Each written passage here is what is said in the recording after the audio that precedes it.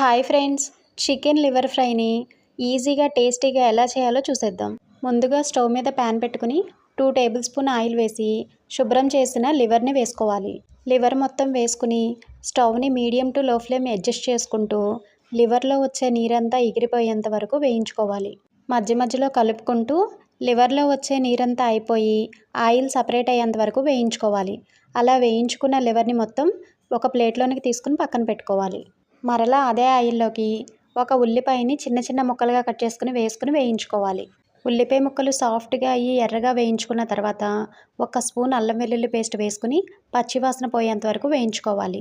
తర్వాత దానిలోకి వేయించుకుని పక్కన పెట్టుకున్న లివర్ని మొత్తం వేసుకుని 1/2 స్పూన్ పసుపు, తగినంత ఉప్పు, తగినంత కారం వేసుకుని మధ్య మధ్యలో కలుపుకుంటూ 5-6 నిమిషాలు వేయించుకోవాలి.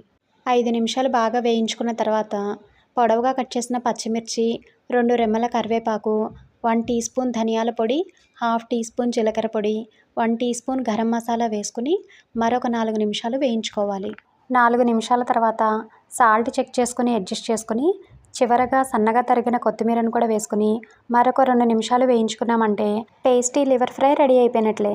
వీడియో నచ్చితే చిన్న లైక్ ఇచ్చి కొత్తగా ఎవరైనా మన ఛానల్ని చూస్తుంటే సబ్స్క్రైబ్ చేసుకోండి. Thank you.